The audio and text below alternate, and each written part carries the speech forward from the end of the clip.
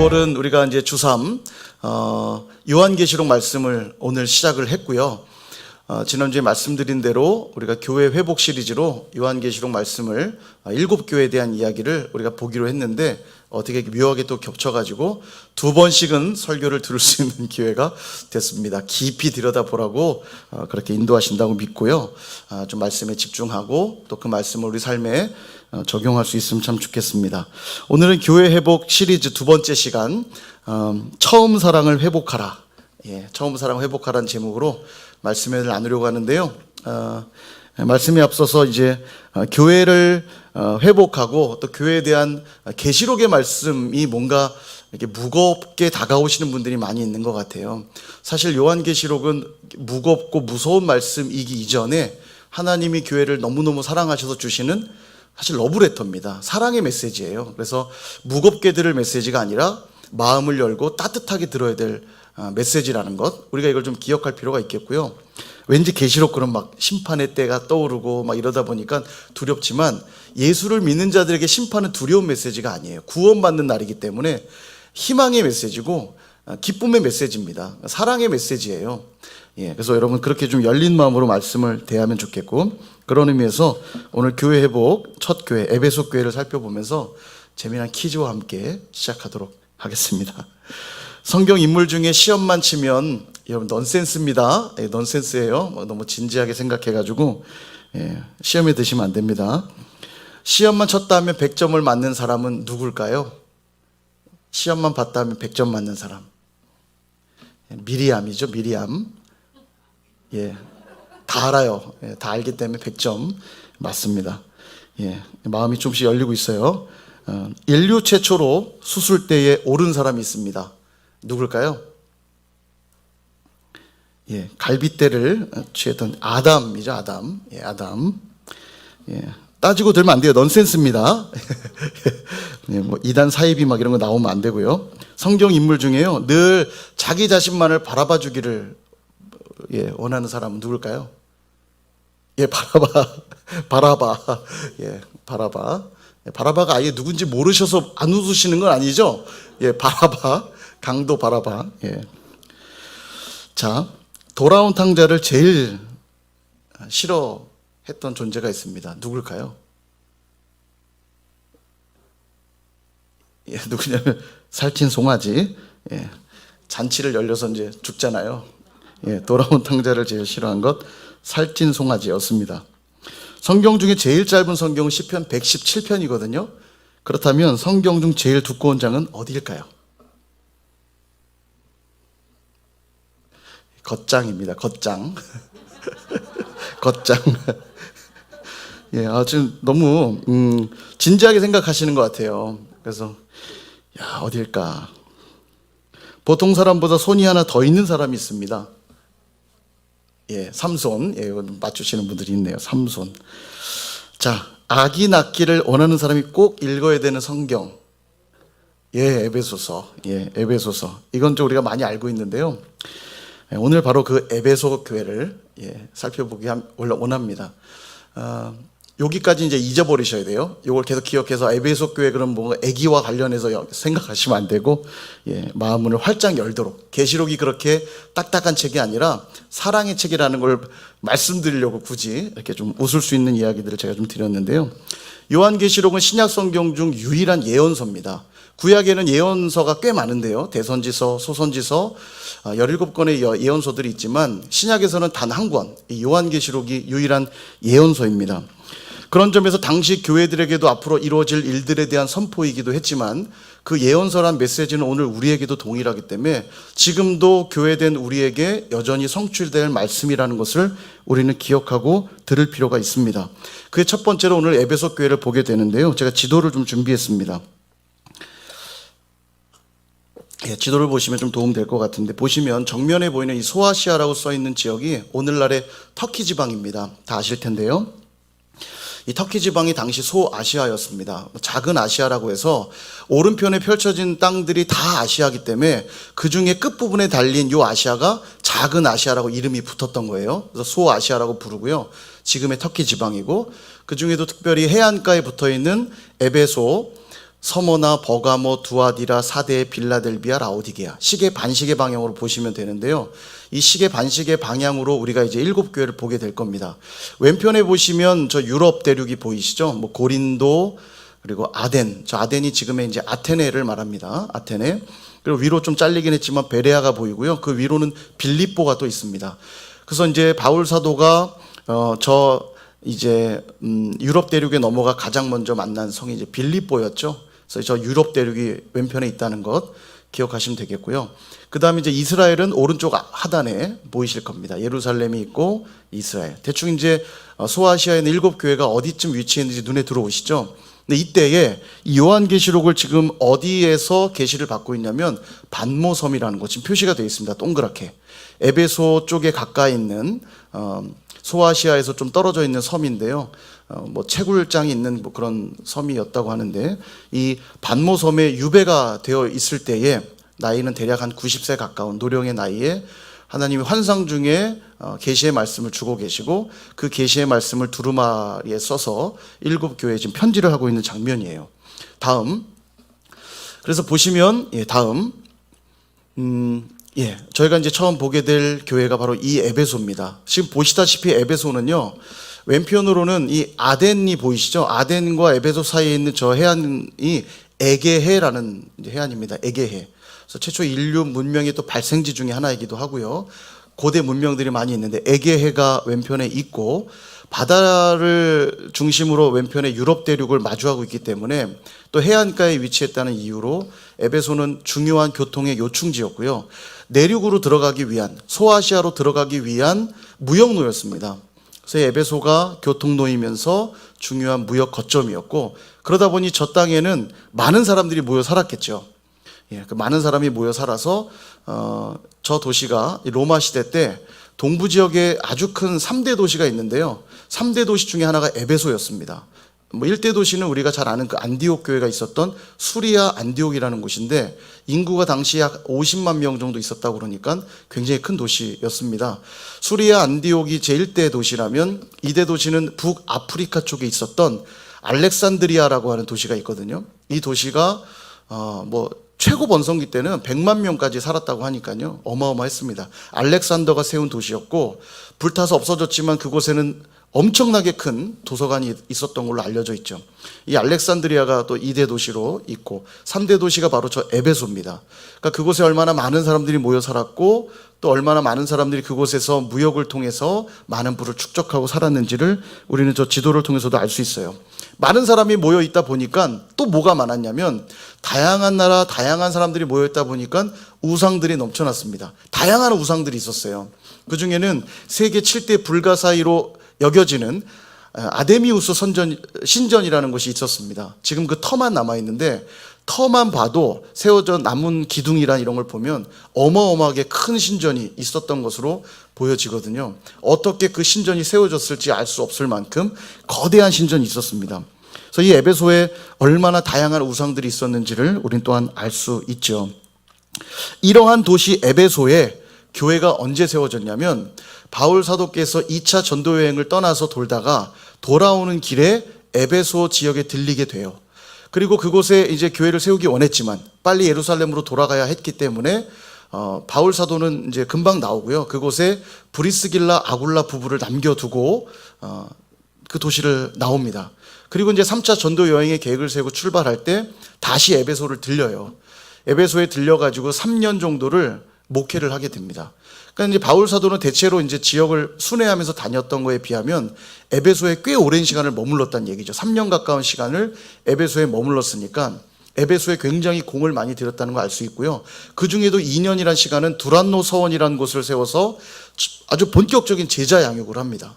그러니까 얼마나 그 에베소 지역에 공을 많이 들였는가를 우리는 알 수 있죠. 그렇게 이제 에베소를 지나서 바울이 3차 전도여행을 다 마치고 돌아올 즈음 다시 또 에베소를 들리고 싶어 해요. 근데 역시 또 예루살렘으로 빨리 돌아가야 됐기 때문에 에베소에 들리지 못하고 그리고 또 그의 대적자들이 늘 있었기 때문에 밀레도라고 하는 그 해안 도시로 에베소에 있는 장로님들을 초청합니다. 그곳에서 만나기로 약속을 해요. 에베소까지 갈 시간이 없어서. 그래서 밀레도에서 만나가지고 장로들에게 부탁의 말씀을 하죠. 그때 이런 고백을 합니다. 사도행전 20장 31절을 보면 그러므로 여러분이 일깨어 내가 3년이나 밤낮 쉬지 않고 눈물로 각 사람을 훈계하던 것을 기억하라. 그러니까 3년을 목회하면서 바울 사도가 얼마나 열심히 목회했는지 알 수 있죠. 밤낮 쉬지 않았고 눈물로 내가 너희를 훈계했다, 그렇게 말하죠. 그러니까 에베소 교회를 향해 얼마나 사랑했고 헌신적으로 섬겼는가 알 수 있는 대목입니다. 훗날 로마에 이제 갇혀 있다가 석방됐을 때 이 다시 아시아 지역을 순회할 때요, 사랑하는 영적 아들이라 불렀던 이 디모데를 에베소의 이제 감독으로 세우게 됩니다. 그만큼 에베소에 그가 가졌던 열정, 애정이 굉장히 특별했던 걸 알 수 있죠. 사도 요한 역시 에베소 교회에서 목회를 했던 것으로 그렇게 알려져 있고요. 이를 통해서 에베소 교회가 1세기 당시 초대교회의 굉장히 중요한 중심축 역할을 했다는 걸 우리는 알 수 있습니다. 그래서 지금도 에베소 교회 유적지를 가보면요, 사도 요한의 무덤도 있고요, 성 요한 교회가 그 자리에 또 세워져 있는 것을 볼 수 있는데요, 바로 이 에베소 교회를 향해서 지금 주님이 말씀하고 계신 거예요. 말씀하실 때 늘 그렇지만 일곱 교회에 당신이 누구인지 그 정체성을 밝히면서 이야기를 시작하시는데, 에베소 교회에도 주님 당신이 누구인지를 밝히고 계십니다. 우리 1절 말씀을 보시면 우리 같이 한번 읽어볼까요? 시작. 에베소 교회 사자에게 편지하라. 오른손에 있는 7뼈를 붙잡고 7 금초대 사이를 거니시는 이가 이르시되. 아멘. 여기 보면요, 7뼈를 붙잡고 7 금초대 사이를 거니신다 했는데, 지난주에 이미 공부한 대로 7뼈는 7 교회의 사자들, 그러니까 교회 지도자를 말하고요, 7 금초대라는 것은 이제 7 교회를 말한다고 했죠. 근데 여기 이제 7 교회의 지도자들을 붙잡고 계시다 이렇게 말하는데, 이 붙잡다라는 뜻이 재밌어요. 확실하게 움켜쥐다 이런 뜻이에요. 그러니까 정말 그들의 주인이시고 보호자가 되시고 인도자가 되신다는 걸 지금 강조하고 있는 것입니다. 교회 지도자. 그리고 이제 7 금초대는 7 교회를 말한다고 했죠. 주님께서는 그 금초대 사이, 그러니까 7 교회를 두루 다니시는 분이시다라는 말로써 교회를 주님이 사랑하시고 교회를 다스리시며 그 교회 가운데 임재해 계시는 분이라는 것을 강조하고 있는 겁니다. 그래서 오늘 에베소 교회를 향해 말씀하시는 이 메시지를 오늘도 우리가 들어야 될 이유가 있다면, 첫째로 에베소 교회는 그 당시의 교회일 뿐만 아니라 이 지상에 있는 모든 교회를 대표하는 교회로서 등장하고 있기 때문에 우리가 오늘 이 메시지를 들어야 되고요. 둘째로는 이 말씀하시는 주체가 교회의 머리이신 예수님께서 말씀하고 있기 때문이고, 그 주님의 말씀은 1.1핵도 변함없이 반드시 우리에게 성취되는 영원하신 진리이기 때문에 오늘도 우리는 이 에베소 교회에 주시는 말씀을 우리도 들을 필요가 있다는 것입니다. 교회는 항상 이 사실을 기억해야 돼요. 주님의 말씀에 귀 기울이지 않는다면 교회는 교회로서의 정체성을 잃어버리고 말게 될 것이기 때문입니다. 왜냐하면 주님이 7 별을 붙잡고 계시고 주님이 7 금초대를 거니시는 분이시기 때문에 그분의 말씀을 듣지 않는다면 교회는 교회됨의 정체성을 잃어버릴 수밖에 없는 것입니다. 오늘도 우리가 정말 교회라면 주님의 말씀을 들어야 되는 것이죠. 오늘 그 주님이 하신 말씀을 보니까 칭찬의 말씀도 있고 책망의 말씀도 있어요. 먼저 칭찬의 말씀을 주시는데 2절과 3절을 우리 같이 한번 또 읽어보겠습니다. 시작. 내가 내 행위와 수고와 내 인내를 알고 또 악한 자들을 용납하지 아니한 것과 자칭 사도라 하되 아닌 자들을 시험하여 그의 거짓된 것을 내가 드러낸 것과 또 내가 참고 내 이름을 위하여 견디고 게으르지 아니한 것을 아노라. 아멘. 정리하면 그래요. 첫 번째 칭찬의 내용이 뭐냐면 행위와 수고와 인내가 있었다, 이렇게 칭찬을 하세요. 들을 수 있는 중에 최고의 칭찬 아닙니까? 그들의 행위, 그들의 수고, 그들의 인내, 이걸 칭찬해주고 있다는 건 제가 보기엔 정말 최고의 칭찬이에요. 행위라고 하는 것은 진리대로 바르게 행했다, 이런 칭찬일 것이고요. 수고했다는 건 적당히 행한 정도가 아니라 최선을 다해 헌신했다는 의미를 말하는 것일 거고요. 인내했다는 건 수많은 핍박과 박해가 있었겠지만 잘 견뎌냈다라는 칭찬일 겁니다. 그러니까 정말 최고의 칭찬이죠. 그래서 3절에 다시 한번 그 의미를 강조하기를 내 이름을 위하여 견디고 게으르지 아니하였다, 이렇게 말씀하잖아요. 얼마나 큰 칭찬입니까? 그냥 인내하고 그냥 수고한 정도가 아니라 주님의 이름을 위해서 인내했고 주님의 이름을 위하여 수고했다는 거예요. 큰 칭찬이죠. 그러니까 이런 칭찬을 듣고 있는 에베소 교회가 얼마나 참 대단한 교회였는가 느끼게 되고요. 바라기는 우리 선일교회도 이런 칭찬을 받을 수 있는 교회가 되었으면 참 좋겠습니다. 아멘. 예, 우리도 이런 칭찬 받고 싶어요. 근데 여기가 끝이 아닙니다. 또 칭찬하시는데 두 번째, 악한 자들을 용납하지 않았고 자칭 사도라는 자들을 그들의 거짓됨을 밝혀냈다. 그렇게 칭찬을 하세요. 여기 이제 악한 자들, 또 자칭 사도라는 자들이 누구냐면 이단자들을 말해요. 이단자들, 거짓 선생들. 1세기에요. 이 거짓 선생들과 이 악한 자들이 무지 많았거든요. 역시 에베소 교회가 그들을 가장 대표하는 교회다 보니까 많은 거짓 선지자들이 그 교회 안으로 들어왔던 거죠. 그런데 이런 거짓 교사들, 그런 이단자들을 잘 걸러냈다는 거예요. 우리가 알아야 되는데 이제 이후에 7교회를 보면서 반복적으로 등장하는데요. 대표적인 이단자들 3개를 좀 소개를 하면, 첫째는 유대주의자들. 그들은 뭐냐면 유대교를 신봉하는데 유대 기독교인들이어서 복음을 받아들이긴 받아들였는데 그것만으로 충분하지 않다는 거예요. 여전히 할례도 받아야 되고 여전히 구약의 율법들을 다 전통들을 지켜야 된다 강조하는 자들입니다. 그러니까 복음을 희석시키는 자들이죠. 그러니까 예수를 믿긴 믿는데 예수만 믿어 구원받는 게 아니라 예수를 믿어서 구원받지만 여전히 할례도 받아야 되고 절기도 지켜야 되고 이런 걸 강조하는 자들. 유대주의자들이 있었고요. 이단자들 중에 또 하나는 영지주의자들이 있었습니다. 영지주의자들. 이게 뭐냐면 영지주의자를 한마디로 말하면 이거예요. 영은 거룩하고 육은 악하다 강조하는 자들이어서 이들의 그 사상은 뭐냐면 어차피 육은 악한 존재니까 도덕 필요 없고 그리고 율법도 필요 없다. 오직 우리의 영혼이 거룩하기 때문에 괜찮다. 이렇게 가르치는 자들이에요. 그러니까 우리 영만 신령하면 된다. 예, 역시 문제가 있죠. 또 하나가 황제 숭배자들입니다. 그러니까 뭐 이건 너무나 선명한 이단자들이긴 한데 로마 황제를 신격화한 그런 황제 숭배자들, 이런 이단자들이 끊임없이 교회에 밀려 들어왔다는 거죠.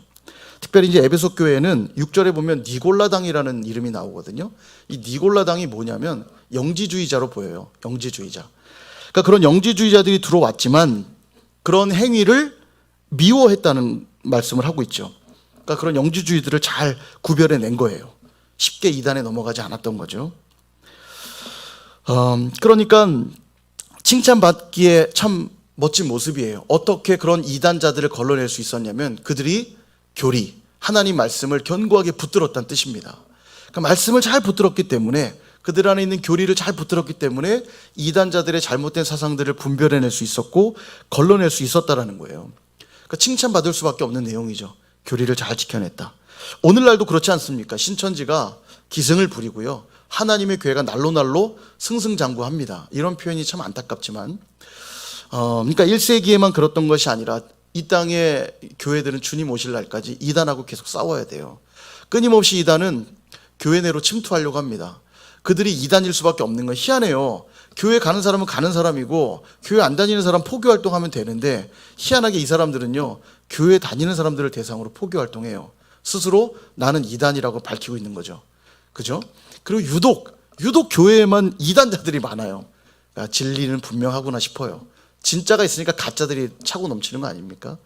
진짜의 가치가 없으면요 짝퉁은 만들어지지 않아요.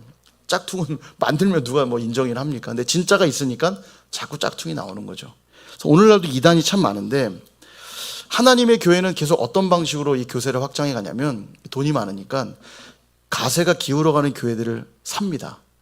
그래서 이제 간판 다 뜯어내고 저희가 이제 또 부평에도 봤잖아요.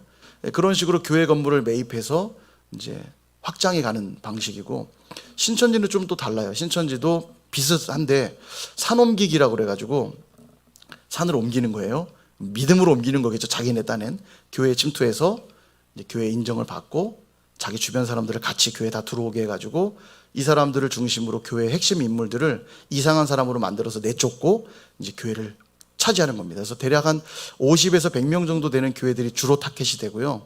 신천지가 그렇게 들어와서 교회를 먹습니다. 이런 방식으로 이제 산옮기기를 하는 거죠. 그래서 이 산옮기기에 투입된 사람들이 뭐 추수꾼이라고 부르고 막 이래요. 되게 웃기죠. 성경에 있는 용어들을 막 사용해가지고. 그래서 신천지도 되게 좋은 말이에요. 그래서 계시록에 나오는 아주 중요한 핵심 메시지 중에 하나잖아요. 새하늘과 새 땅. 신천지라는 뜻인데 그들이 이거 선점해 버려가지고 교회에서 이 말을 못 써요. 그래서 굳이 신천지를 말할 때는 신천신지라고는 쓰는데 이 신천지란 말을 못 써요. 이 아름다운 좋은 말을요. 동성연애자들도 그러잖아요. 무지개라고 하는 개념을 동성애의 어떤 상징으로 쓰잖아요. 무지개는 이 노아의 홍수 이후에 하나님 주신 언약의 표시거든요. 무지개는 되게 귀한 하나님의 또한 언약의 증표인데 그들이 선점해 버려가지고 무지개란 용어나 이 표식을 잘 못 써요. 그 동성애를 상징하는 게 돼버려서. 그래서 이제 기독교 문화가 왜 중요하냐면 이런 것들을 우리가 선점하는 노력들이 필요합니다. 약한 영들이 이단들이 이런 것들을 뺏어가지 못하도록 우리가 정말 잘 지켜야 돼요. 근데 어찌되었건 지금도 이단들이 이렇게 넘쳐납니다. 근데 이런 이단들로부터 어떻게 교회와 성도들을 지킬 수 있을까요? 방법은 딱 하나밖에 없어요. 뭘까요? 하나님 말씀 위에 바로 서 있는 거 외에는 답이 없어요. 그들이 어떤 교리를 들고 와도 바른 교리 위에 서 있고 바른 말씀 위에 서 있으면 결코 흔들리지 않습니다. 넘어가지 않아요. 근데 그게 없다 보니까 이들이 늘 쓰는 방식이 뭐냐면 무료 성경 공부. 좋잖아요. 전에 있던 교회도 한 청년이 참 웃겨요. 누굴 길 가다 만났는데 막 얘기를 하니까 성경 공부도 있다고 하고 하니까 귀가 솔깃했나 봐요. 그러니까 이제 몇 번 만난 거예요. 그 남자분을. 몇 번 만났는데 그 엄마는 또 이제 그 굉장히 아들을 일거수일투족을 감시하는 엄마예요. 스타일이. 그러니까 이제 아들이 어느 날 어디 갔는데 어디 간지 말을 안 하고 가다 보니까 물어본 거예요. 그러니까 늘 엄마한테 감시당하던 아들이다 보니까 왠지 혼날 것 같거든. 뭐 이상한 사람을 만난다고 혼날 것 같으니까 거짓말을 한 거예요. 뭐냐면 교회 유치부 교사였는데 유치부에 행사가 있어가지고 유치부 일 도와주러 다녀올게요. 이렇게 거짓말하고 나간 거예요. 근데 이제 엄마는 또 늘 감시가 투철하잖아요. 그러니까 유치부 교사 누군가에게 아니 유치부에 모임이 있는 게 맞아요? 확인한 거예요. 그랬더니 모임 없는데요? 이제 드러난 거죠. 추적을 해 보니까 이상한 남자를 몇 주간 만나고 있던 거예요. 그래서 이제 저한테 그 소식이 들렸고 제가 이제 확인해 보니까 신천지였던 것 같아요. 그 사람이요. 그래서 이제 전화로 어떻게 통화해야 될 걸 말해주고 감사하게도 이게 뭐 깊이 들어간 상태가 아니어서 빨리 그 선을 끊고 이 친구가 이제 위험한 상황에 빠지지 않게 됐는데 결국 자기 안에 말씀이 없고 이 교리가 없으니까 조금 무슨 얘기 들으면 홀딱 넘어가는 거죠. 그래서 오늘날 이 교회들이 참 해야 될 게 에베소 교회처럼 악한 자들, 자칭 사도라는 자들이 끊임없이 교회를 노리고 있기 때문에 죽으나 사나 진리의 말씀을 잘 붙들어야 된다는 겁니다. 마지막에 가까이 올수록 교회가 해야 될 게 뭐냐면 진리의 말씀을 붙들어야 된다는 거예요. 교리를 사수해야 되고 말씀을 가르치고 배우는 일에 힘써야 된다는 것입니다. 그래서 이 책임의 일부분은 우리 목회자들에게도 있을 수 있다 말할 수 있겠죠. 계속 성도들에게 말씀을 잘 가르치고 교훈해야 되는데 이것들이 소홀해지기 시작하니까 이제 뭐 이리때에 뭐 늑대에게 양들이 잡아먹히는 일들이 사실 있는 거죠. 그래서 다시 한번 이 사역자들과 또 목회자들이 정말 이 일에 힘써야 된다는 걸 또 생각하게 됩니다. 사랑하는 여러분, 우리 선일교회도 하나님 말씀의 기초 위에 든든히 설 수 있기를 축복합니다. 교회는요, 교회가 교회 될 수 있는 것은 진리 위에 서 있기 때문이에요. 하나님의 말씀 위에 서 있기 때문입니다. 그냥 사람들이 모여서 교회가 되는 게 아니라 진리의 말씀 위에 서 있을 때만 교회가 되거든요. 끊임없이 그래서 진리의 말씀을 붙들어야 돼요. 왜냐하면 예수님은 7결을 붙들고 계시는 분이시고 7 금초대 사이를 거니시는 분이시기 때문에 교회는 반드시 진리 되신 그리스도 위에 그분의 말씀 위에 서 있어야만 진짜 교회라는 사실입니다. 그러므로 여러분 말씀을 배우고 말씀을 가르치고 말씀을 통독하고 말씀을 암송하고 말씀을 묵상하고 말씀으로 훈련받는 일을 절대로 게을리하지 마시기를 바랍니다. 교회 되었다면 가장 힘써야 될 일, 말씀 앞에 서는 일이에요. 여기까지 너무 좋은데 이제 책망이 시작됩니다. 책망이 시작되는데 뭐라고 하냐면요, 4절 말씀 같이 한번 읽어보도록 할까요? 시작. 그러나 너를 책망할 것이 있나니 너의 처음 사랑을 버렸느니라. 저는 이 요한계시록 에베소 말씀을 읽을 때마다 이 구절이요 너무 마음이 아파요. 앞에 받은 이 엄청난 칭찬들이 소용이 없게 될 만큼 저는 이 책망이 너무 아프게 들려요. 마치 이런 느낌이에요. 사랑하는 사람이 너는 늘 나를 챙겨주고 너는 늘 나를 집까지 데려다주고 너는 늘 나에게 맛있는 음식을 챙겨주고 너는 늘 나에게 좋은 선물들을 주는구나. 근데 너에게 사랑이 느껴지지가 않아. 여러분 이런 말을 듣는다 생각해 보세요. 그를 위해서 엄청나게 헌신했는데 사랑이 느껴지지 않는다는 말을 마지막에 들어보세요. 앞에 칭찬이 다 소용없게 돼버리잖아요. 너무너무 아프게 들립니다. 그런 느낌으로 다가와요. 너의 행위와 수고와 인내를 내가 알고 거짓 사도들, 이단자들을 다 분별하고 참 너희들이 수고하고 애썼구나. 근데 네가 처음 사랑을 버렸구나. 여러분 이 말이 너무 아프게 들려요. 청천벽력처럼 느껴질 것 같아요. 그들의 중심에 주님을 사랑하는 마음이 없었다고 하는 이 책망이 너무나 아프게 들립니다. 두 가지로 생각해 볼 수 있는데요. 처음 사랑을 버렸다는 말, 사랑이 없이도 행위하고 수고하고 인내할 수 있고 교리를 지킬 수 있다는 말로 들려서 참 아프게 들립니다. 사랑 없이도 이런 일들을 할 수 있다는 걸 생각하게 되고요. 또 하나는 주님을 사랑하는 가치가 그 어떤 것보다도 크고 중요하다는 걸 오늘 말해주고 있습니다. 그러니까 수고하고 이런 거 다 귀해요. 그러나 사랑이 그야말로 가장 중요한 가치라는 걸 다시 한번 강조하고 있는 거죠. 사랑은 여러분 어떠십니까? 주님을 정말로 사랑하고 계십니까? 혹시 주님을 위해 내가 무엇인가 해보겠다고 이것도 시도하고 저것도 시도하고 노력하고 애쓰고 수고하는데 정작 마음에는 주님을 사랑하는 마음을 놓치고 있지는 않느냐는 것입니다. 주님을 만났었던 그 감격, 그 기쁨, 그 감사 다 잃어버린 채 오늘 형식적으로 그냥 이 예배당 의자에 앉아있고 형식적으로 신앙생활하고 있고 형식적으로 사역하고 있는 모습이 있지는 않느냐는 것입니다. 여러분 사랑이 왜 중요할까요? 고린도전서 13장에 보면 그렇게 말씀하잖아요. 천사의 말을 할지라도. 여기 천사의 말 하시는 분 계십니까? 천사의 말 대단한 거잖아요. 그죠? 아무나 할 수 없잖아요. 천사의 말을 한다 해도 사랑이 없으면요 소리나는 구려 울리는 꽹과리일 뿐이라고 그렇게 말씀하죠. 사랑이 얼마나 중요합니까? 신비한 예언의 능력이 있다 해도 몸을 불사르게 내어주는 구제함이 있다 할지라도 사랑이 없으면 아무 소용이 없다. 성경이 이렇게 말해요. 그러니까 사랑이라고 하는 가치가 얼마나 큽니까? 이 땅에 예언하고 방언하고 엄청난 지식들이 있다 할지라도 이런 것들은 결국 다 폐하여질 것이다. 이 세상이 사라질 그날 다 폐하여지겠지만 이 세상이 다 사라져도 없어지지 않는 게 하나 있는데 사랑은 언제까지든지 패하지 아니하고 영원할 것이다. 그렇게 말씀하세요. 영원한 가치가 사랑이에요. 그러니까 사랑이 제일이라 이렇게 성경이 말씀하고 있습니다. 그러므로 우리의 행함의 모든 기초가 어디 위에 놓여 있어야 됩니까? 사랑 위에 놓여 있어야 돼요. 이게 너무 중요합니다. 반드시 사랑이 동기가 돼야 돼요. 어쩔 수 없어서 하고 눈치가 보이니까 하고 안 하면 혼나니까 하고 체면 때문에 하고 있다면 분명히 수고하고 있어 보이는지는 몰라도 주님 앞에 이 책망 받을 거예요. 네가 처음 사랑을 버렸구나. 앞서 받은 모든 칭찬이 아무 소용이 없어질 만큼 소용이 없는 것이 돼버리고 말 거라는 겁니다. 여러분 이런 것들이 신앙의 동기가 되잖아요. 어쩔 수 없어서 하고 눈치 보여서 하고 안 하면 혼나니까 하고 그렇게 신앙하기 시작하면 이는 반드시 종교 생활로 흐르게 되겠죠. 거기엔 합당한 열매가 없게 될 겁니다. 그리고 누군가는 하게끔 만들어야 되니까 철저하게 관리하게 되겠죠. 이것이 강해질수록 그 교회는 정죄가 넘치게 될 것이고 율법주의적인 문화가 형성될 것입니다. 그 교회 갈 때마다 얼마나 괴롭겠어요. 오늘도 눈치를 봐야 되고 안 하면 불편하니까. 여러분 그런 교회라면 얼마나 고통스럽습니까? 우린 여기서 처음 사랑을 버렸다는 말에 또 하나의 의미를 보게 돼요. 여러분 바울이요 에베소 교회에 쓴 서신을 보면 에베소 교회의 처음 모습을 이렇게 기록하고 있어요.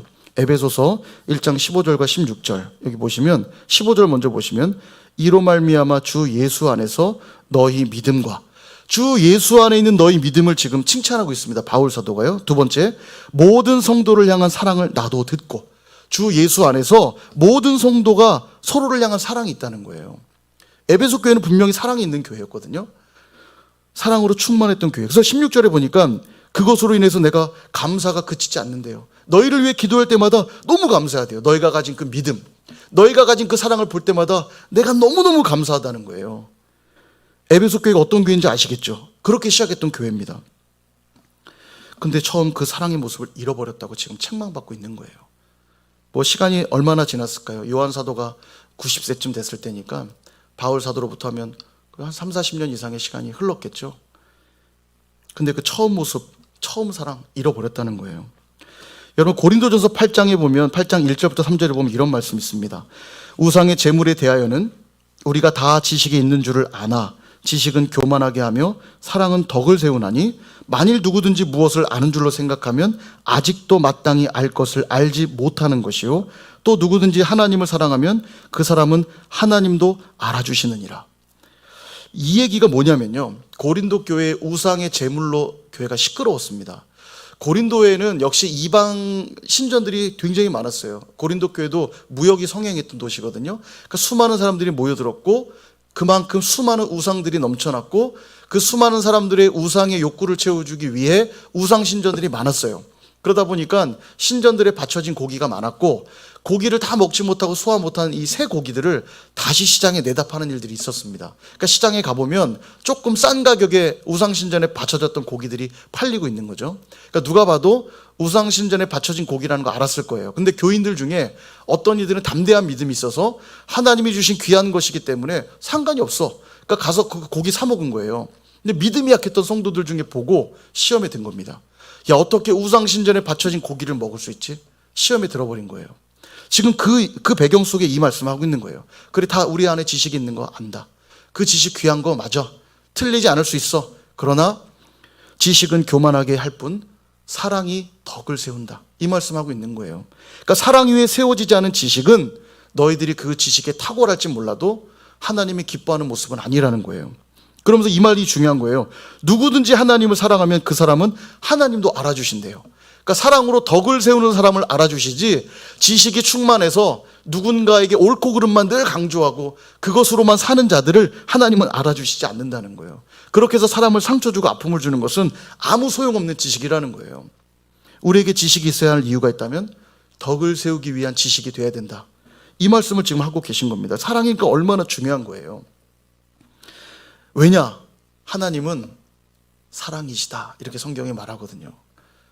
하나님은 사랑이 많으시다 아니고요. 하나님이 그저 사랑이시다.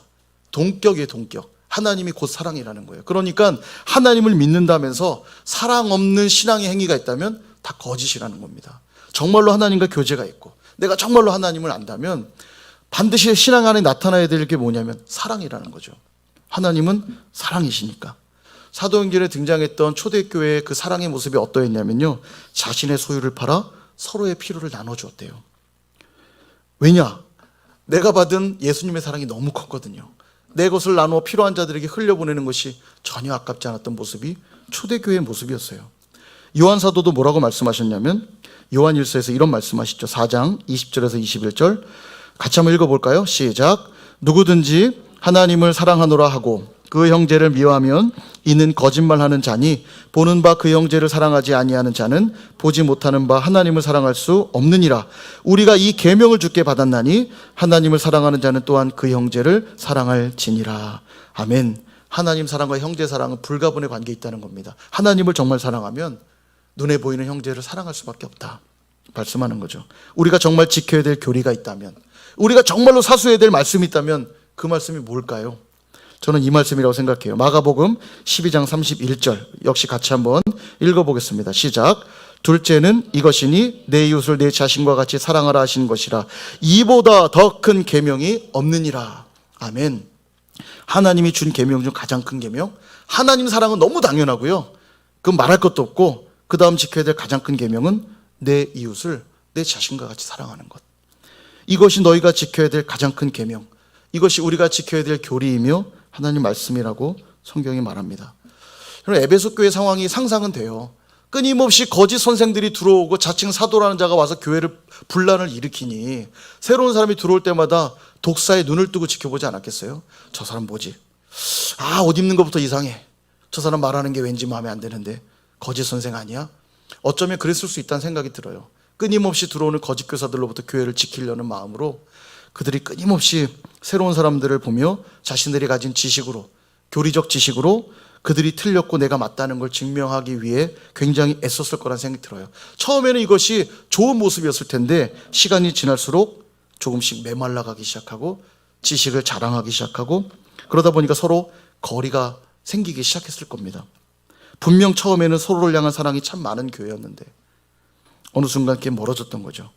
그러나 주님이 정말 원하셨던 것은 이 처음 사랑을 회복하는 것, 주님을 사랑하고 서로 사랑하는 것, 이것을 회복하기를 원하고 계신다는 것입니다. 그래서 이를 위해 주님이 돌이켜야 될 명령을 주세요. 우리 5절 말씀 같이 한번 읽어보도록 하겠습니다. 시작. 그러므로 어디서 떨어졌는지를 생각하고 회개하여 처음 행위를 가지라. 만일 그리하지 아니하고 회개하지 아니하면 내가 내게 가서 내 촛대를 그 자리에서 옮기리라. 아멘. 여기 보면 동사가 딱 3개 나옵니다. 생각하라, 회개하라, 가지라. 이 3가지를 돌이켜야 된다고 말씀하시는 거예요. 이 3가지를 꼭 하라는 거죠. 첫째는 어디서 떨어졌는지를 생각하랍니다. 생각하는 건 중요해요. 생각하려면 잠시 하던 일을 멈춰야 되고요. 침묵의 시간을 가져야 됩니다. 깊이 생각해야 돼요. 가던 길을 멈춰야 돼요. 내가 주님으로부터 멀어진 자리가 어디인지 생각해야 됩니다. 계속 내가 가고 있다고, 이거 우리가 관성의 법칙이라고 그러잖아요. 사실 우리는 하는 대로 그냥 살아요. 그게 편하거든요. 근데 주님은 멈춰서서 생각하라고 이렇게 말씀하세요. 내가 주님으로부터 떨어진 자리는 어디인지, 내가 혹시 감격과 기쁨을 잃어버린 자리는 어디인지 잠시 멈춰서서 생각하라는 겁니다. 지체들을 사랑하지 못하고 나만 챙기고 있는 자리는 어디인지 한번 생각해 보라는 거예요. 그리고 생각이 났다면 그 다음 해야 될 일은 회개하라. 여러분, 회개의 의미 아시잖아요. 고치고 돌이키는 것, 유턴, 완전히 방향을 바꾸는 것이 회개잖아요. 즉각 결단하라는 거예요. 생각하여서 깨달았다면 주저하지 말고 돌이키라고 말씀하고 있습니다. 3번째, 가지라. 뭘 가지냐면 다시 처음 행위를 가지라. 그렇게 말씀하세요. 처음 마음, 처음 사랑을 기억하고 그때로 그 행위를 가지는 것 너무 중요하죠. 주님을 처음 인격적으로 만났던 그 순간 다시 그때로 돌아가야 되고요. 목사 안수를 받았던 그때, 저도 말씀을 준비하면 다시 한번 떠올려 봤어요. 그때 목사 안수 받았을 그때의 그 마음, 그 태도, 또 장로로, 권사로, 안수집사로 임직 받았을 그때, 사역자로 세워졌고 간사로 세워졌고 교사로 세워졌을 바로 그때 그 첫 마음, 첫사랑 다시 떠올린다면 그때 했었던 그 다짐들, 그때 했던 그 각오로 다시 행할 수 있게 될 거라는 겁니다. 뿐만 아니라 예수님이 내게 베풀어 주신 그 사랑이 너무 커서 서로를 사랑할 수밖에 없었던 그 자리로 우리는 또 돌아가야 돼요. 서로를 사랑하되 적극적으로 사랑하고 적극적으로 용서하고 적극적으로 돌보고 적극적으로 이해하라는 것입니다. 만약 그렇게 하지 않고 만약 회개하지 않는다면 이 말씀이 무섭죠. 내 촛대를 그 자리에서 옮길 것이다. 심판을 말해요. 무서운 말씀입니다. 그러니까 해도 되고 안 해도 되는 일이 아니라는 거예요. 반드시 해야만 되는 일입니다. 여러분, 가급적 그렇게 했으면 좋겠습니다를 말씀드리는 게 아니라 반드시 해야만 된다고 말씀드리는 거예요. 그렇지 않으면 촛대를 옮겨버릴 것이다. 에베소 교회는 모든 교회를 대표하는 그런 교회잖아요. 그런데 그 돌이키지 않고 회개하지 않으면 촛대를 옮기리라. 사랑하는 여러분, 말씀을 정리하려고 합니다. 처음 사랑을 여러분 계속 붙들고 그렇게 잘 신앙생활하고 계십니까? 이를 지켜나가기 위해서 우리가 3가지를 기억해야 돼요. 잠시 멈춰서서 생각해야 됩니다. 그래서 깨닫게 하시는 게 있다면 2번째, 즉시 회개하셔야 돼요. 그래서 뭘 해야 되냐면 처음 사랑, 처음 마음을 다시 가져야 합니다. 36년 된 우리 선일교회, 오늘 권사님도 기도하셨는데요. 우리 교회가 36년 됐습니다. 이제 한 번쯤 진지하게 돌아봐야 될 때일 수 있어요. 작년에 나이가 됐잖아요. 36살. 작년에 나이가 됐습니다. 이제 많은 일들을 할 수 있는 나이가 되었어요. 근데 우리 교회는 어떻습니까? 우리 교회 행위, 우리 교회 수고, 우리 교회 인내는 어떠한지도 한번 생각해 볼 필요가 있고요. 우리 안에 진리의 말씀을 사수하고 그 말씀에 잘 서왔는가 돌아보아야 되고요. 더 중요한 건 무엇입니까? 처음 사랑을 여전히 붙들고 있는가. 36년 전 선일교회가 이 자리에 세워질 때, 그때 세워질 때 그 교회의 정신, 그 마음들 여전히 우리가 잘 지키며 가고 있는가. 우리가 한 번쯤 돌아봐야 될 때가 됐다는 겁니다. 오늘도 우리가 지켜나가야 될 사명들이 있을 거고요. 교리가 있을 거고 전통도 있을 겁니다. 지켜나가야 되고 해나가야 돼요.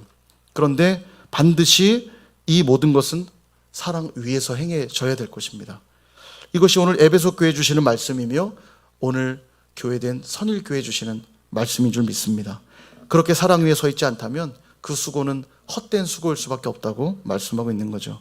그러므로 선일교회가 서로를 향한 비난과 정죄가 아니라 서로를 향한 사랑과 격려로 서로를 세워주고 일으켜주는 그런 교회로, 그래서 우리에게 맡겨진 사명을 충성스럽게 감당하는 그런 선일교회가 될 수 있기를 축복합니다.